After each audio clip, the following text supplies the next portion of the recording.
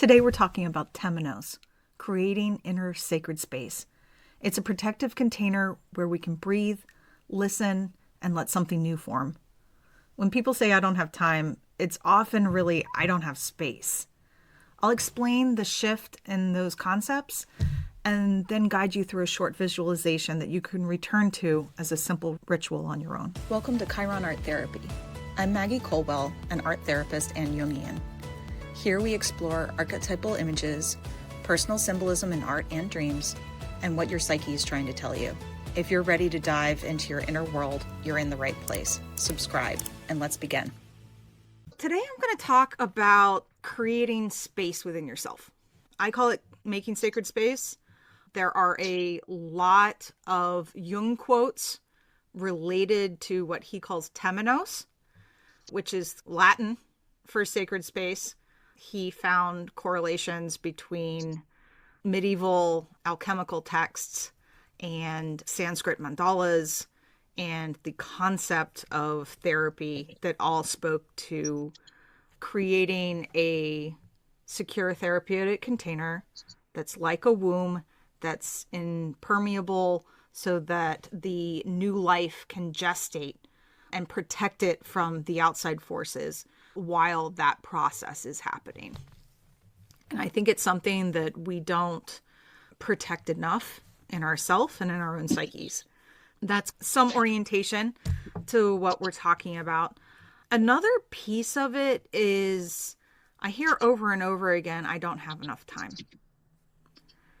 And I think that's the way our culture conceptualizes making space for ourselves. But really, it's not about time, it's about space. And I'm going to talk a little bit about why I think about that shift. Again, it's using this old language that we don't have new language for, so please excuse the binary language. If we are going to call the unconscious related, if I guess some of the symbol sets I'm looking at it from relate to one of the symbol sets that I'm thinking about, I get it from the Kabbalah. And in the Kabbalistic tree of life, on the left side, it's that left side of spheres or lights or intelligences. It's considered the feminine pillar, and it's related to space, and it's called the pillar of severity. On the other side of the Kabbalah, it's the pillar of mercy. It's of force rather than form, and it's the masculine pillar. So you think about, on a very fundamental level, light or a particle moving forward is like projecting, and that what holds or catches that force in a womb space to create matter, things in form, would be. So that's on a fundamental level where we're getting some of this. So when we think about scheduling, you're moving blocks around, you're looking at the clock, it's very linear consciousness, it's ego-driven, it's conscious. I have to have this much time to drive to where I'm going to go, and this is how long the appointment's going to take, and then I'm going to do this.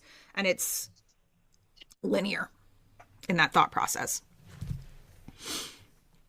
When you create situations and spaces within yourself where you're not looking at the clock, and maybe you're in flow with art, I think about a lot of tasks that I do that get me out of that linear space.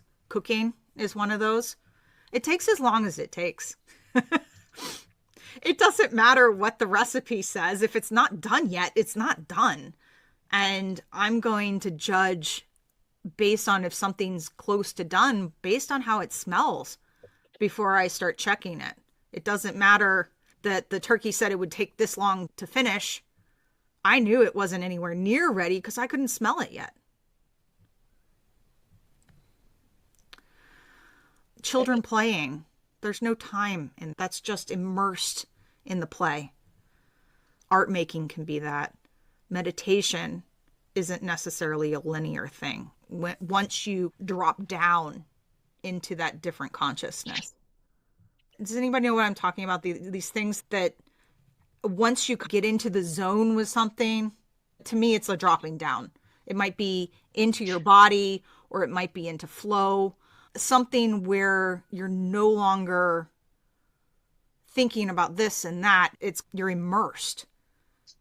And I'm trying to use spatial words here rather than linear words to try to describe this type of consciousness, if that makes any sense at all.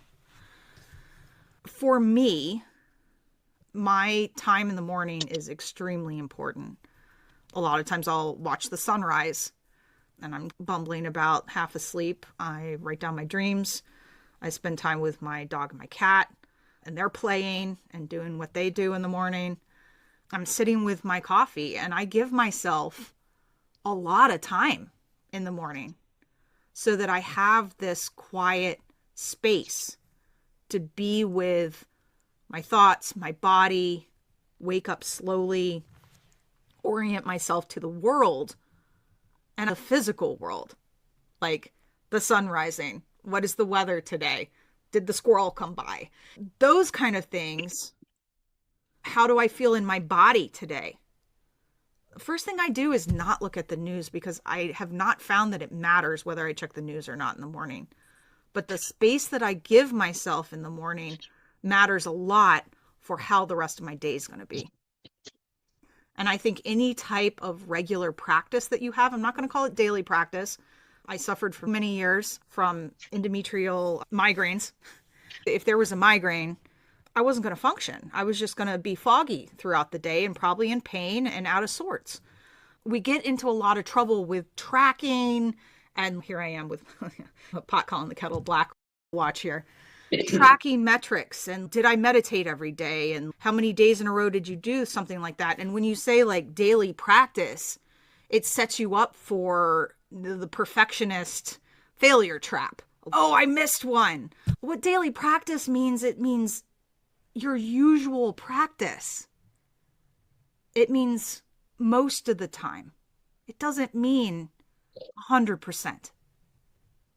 So I want you to keep in mind with this sort of thing too. It's the thing often strive for and do more often than not, rather than keeping a linear quantitative list of scoring yourself. One of my favorite teachers in the whole world is an author named Dennis Slattery. He said that the foundation of his personal practice and his daily practice is that he gets up at, I think he said 3:30 in the morning every day. And his time between 3:30 and dawn is sacred space that he gives to orienting himself to the archetypal. The first thing that he does is he lights a candle and he says a little prayer to Hestia.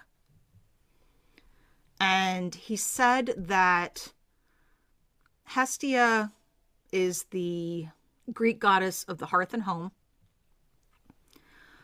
But more importantly, she lights that fire in that hearth and tends that fire for something to be born from it. She's holding the fire and the space. She's not doing anything. She's just holding that space. So it's a potential fertile space for something to come out of it. And I think that speaks beautifully to what we're talking about, creating a consciousness for space rather than time, and for creating that container for us to orient ourselves to the archetypal on a daily basis, so that we're not just immediately stepping out into the world and into the ego world and into consciousness, that we're tending a space that's gestational between sleeping and starting the day. And he said that what he does in that time is he reads and he writes and does it without fail. And that space in the darkness creates that kind of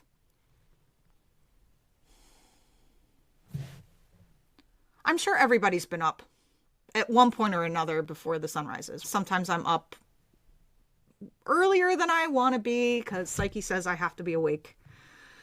And it's quiet. There's just a quality to that time before the world gets up and running. I think about bakers have to be up really early to bake everything at that time too, which is another maternal image of nourishment and harvest grain, and baking in an oven is also that womb again. And in those moments where I saw the crescent moon setting recently, very early in the morning, and I feel so special for having witnessed this morning. There's just special little things that connects us to the world going on around us, to stillness, where it's quiet.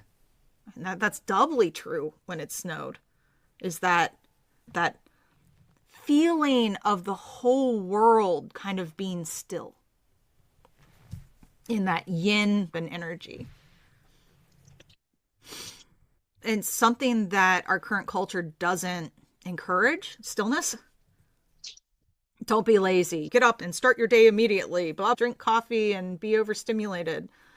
That being slower and allowing things to have space is not encouraged. But here's the thing. We need space to be able to think. We need space to be able to have ideas. Creativity comes to us when you give it space.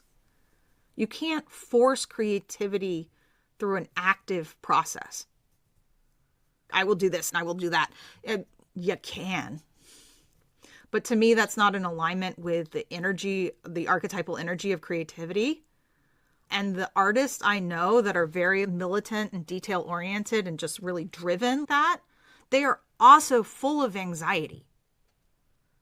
So there is a overcorrection with that kind of overproductivity that becomes very neurotic when we don't have a place to go back for space. One thing I've noticed with a lot of my clients, especially the ones who have been through years and years of PTSD, is that they often are listening to audiobooks all the time. In the car, listening to audiobooks, doing chores, listening to audiobooks, going to the gym, listening to audiobooks, sleeping, listening to audiobooks. I will do things, take a bath with ambient music because I want to be enveloped in a full sensory experience that adds to that. Or sometimes if I just can't get my brain to shut off, I'll listen to some floaty music trying to go to sleep. But I also put it on a very low volume so that you can barely hear it, which means that the level of concentration and energy, you have to turn your own volume down a whole lot to be able to hear it. And it's actually a way to get your body to wind down to do something that quiet. But what happens if you're listening to the TV at all times, I think audiobooks are the current version of having the TV on in the background all the time. If you never have any stillness, you're always passive to what everything else the world is bombarding you with. You may be taking in others' ideas, but it is very hard to have your own train of thinking and come up with new ideas for yourself and figure out how to integrate things within yourself if you're constantly listening to somebody else's voice. How do you know what your complexes are saying if you're drowning them out by listening to somebody else all the time? Do you see what I'm getting at here? I think it's very common for people when they've been in a situation where they are so overstimulated and hyper vigilant all the time, to want to be able to have a thread that things don't feel overwhelming. But there needs to come a point where there's also that let's do the regulation exercises and let's find ways to get that to still and get yourself back into a focused, grounded state so that safety can also be something that you can sit with yourself again in safety.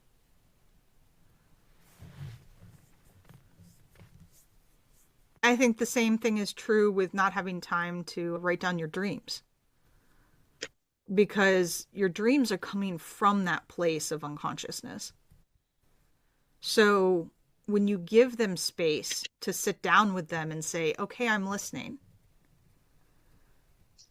If you never quiet all of your own voices or all of the static in the background long enough to hear what your dreams are trying to tell you, then you can't listen.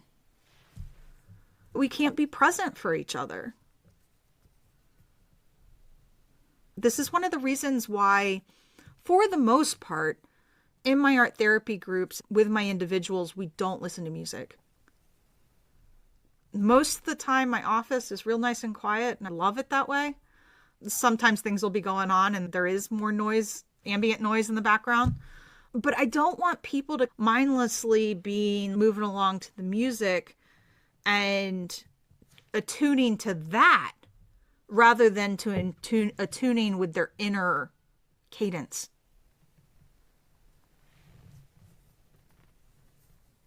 And if we don't listen, we don't know what our inner cadence is, or we can't hear it.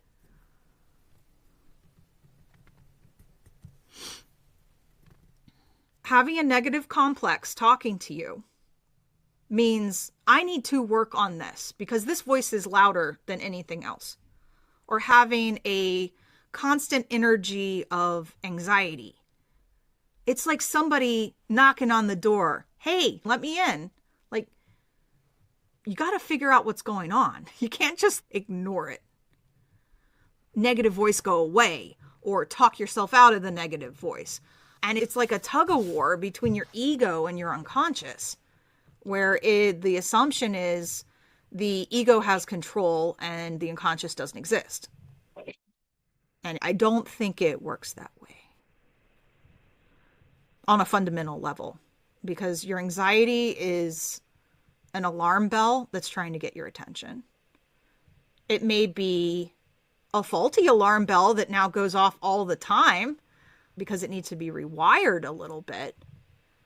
But fundamentally underneath all of that, it's asking for you to pay attention to something and can be rewired so it becomes helpful. But if we drown things out and ignore them instead of creating a relationship with them, there's no way to resolve that.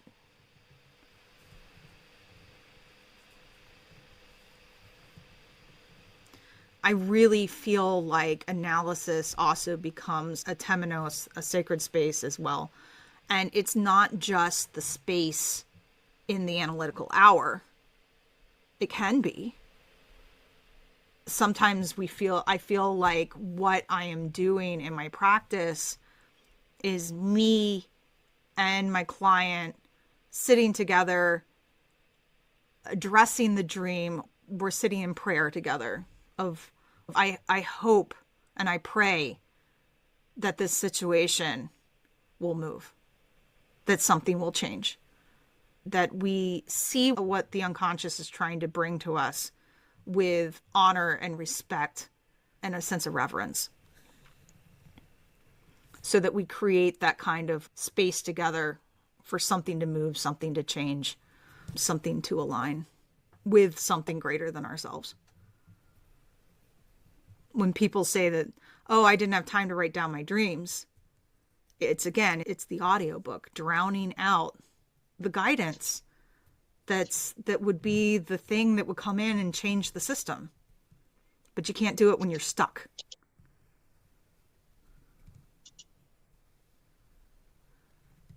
So, what I want to suggest to you, I'm going to do a little visualization. I want to go into a little bit of a visualization for trying to create that sense of sacred space, of orienting yourself to a place where you can show up for your own spirit.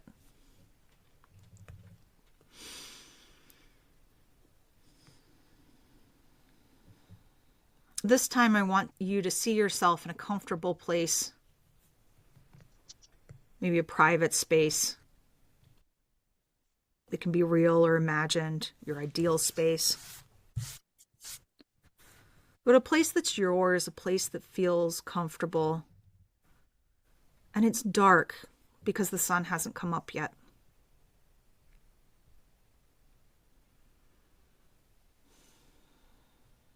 And you move around in the space that you know.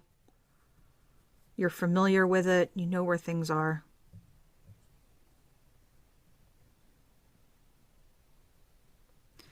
And you go to the place where you sit in the morning. And there's a candle there, and a match or a lighter.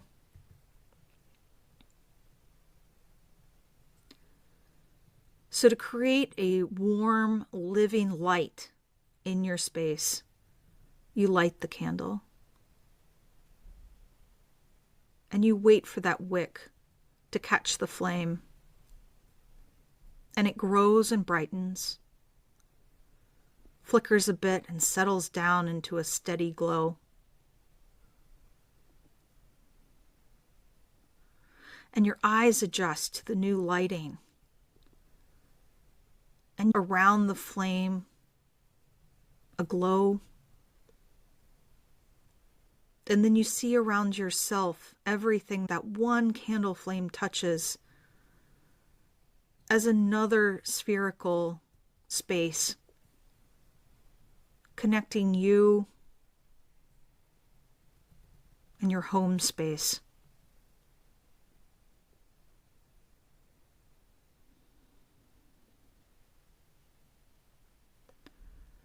But as you do this in the stillness, you also recognize that candle is inside of you. Maybe it's your spirit, maybe it's your life force,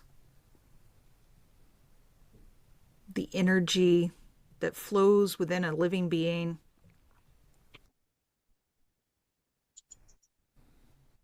Your heat signature is a circle around you.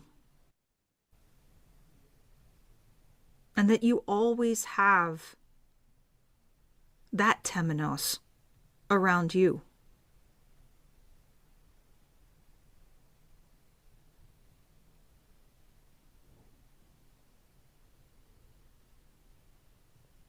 That your consciousness is also a light in the darkness.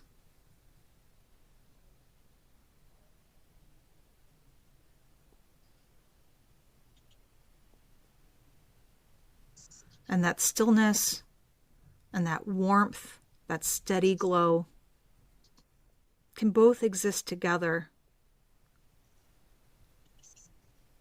in a place that is holding you, encouraging you to listen, encouraging you to fully be present with the unconscious.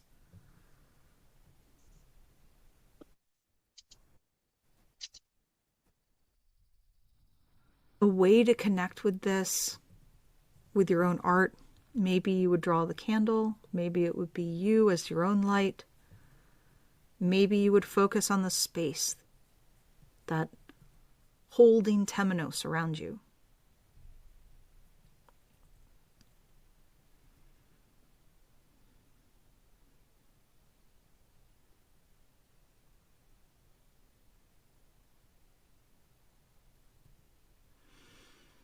Let everybody breathe a little bit. Be aware of your body as the vessel that you move around this world with. All the things it does for you.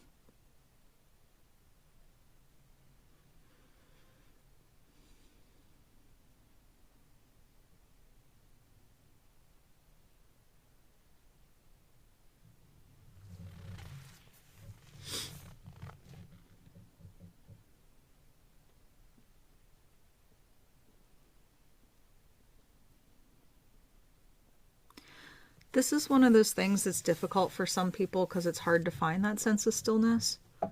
But I think it's also one of those things that the more we practice it, the more it becomes available. Other things that you can do to create that sense of ritual and be mnemonic to shift yourself faster into a space like this. I had a certain type of incense that I would always light.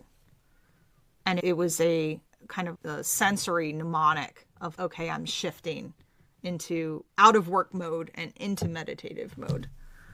My analyst says over and over again, healing is not what you say or what you do in the analytical hour, it's how you show up. So if I'm remembering to get myself aligned and that I'm in alignment with the archetypal, then I'm bringing that in to the therapeutic room. So the taking care of yourself part has to be first. And this is why most Jungian analysts keep very small caseloads, is because we're not working out of a workbook. The level of emotional presence is, it does take a lot out of you. There's a lot more there.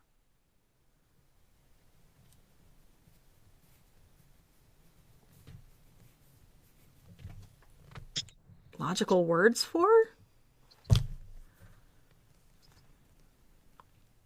And I think that kind of space that you're talking about can be the same thing. Space is not empty. Even space isn't empty. It's within the time-space dimension.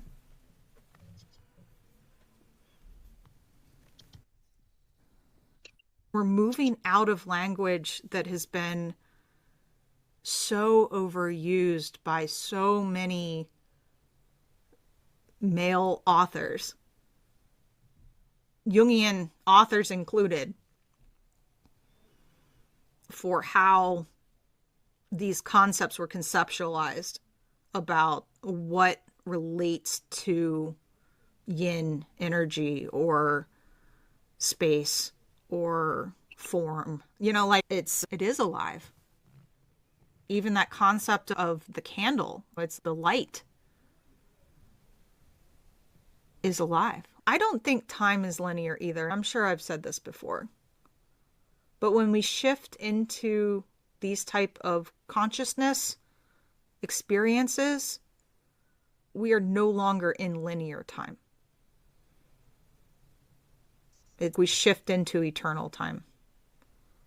The difference between Chronos and Kairos. But it's a different way to perceive. I think it's one that's very healthy for our brains and our nervous systems and our souls.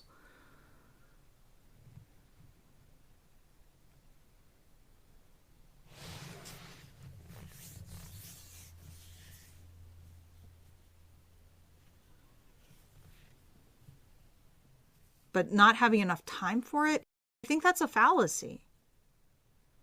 Because really, when you make space for this kind of thing, you wind up having more energy in the rest of your day.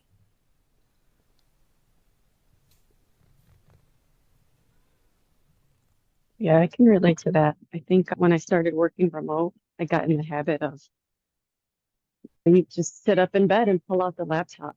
And it just, oh my gosh, over time, I feel really dehumanized me. And I started to set an alarm at night to make myself go to sleep early so that I could wake up early and just have that time to this exactly. I didn't have a word for it, but to just be human and connect with myself, take a walk, see the sun, and then jump into work mode. And it was tremendous. And it started with me going to sleep early. That's how I figured out to make the time for it.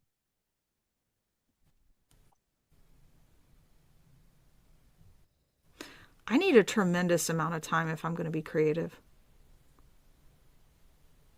Walking, sitting, playing, sleeping, taking a bath. The amount of stuff that I need to do that is empty space to shift into something that feels generative when I'm actually creative, it's a lot. And I feel that sacrifice is part of the practice. Sacrifice means to set aside to make sacred. other ways that you could create this for yourself. A candle and that kind of consciousness with it is definitely one way. I have a 9-foot mandala that I made with a group that sometimes we'll roll that out on the studio floor. So that becomes a different type of creative group Temenos. You could do this with sound, like drumming or a singing bowl. I've seen people do it with singing as well, because you think about that as vibrational, where it's like it's similar to like the stadium wave, where one person starts singing and then the next person, it moves as a wave around a standing circle of people. But you can do that also just with sound altogether, which, like the candlelight, fills up the space. And that if you do that an extended period of time, everybody starts having that experience, that emotional experience, that kind of right brain sort of thinking that becomes in relationship to one another and in relationship to the physical space that you're in as well.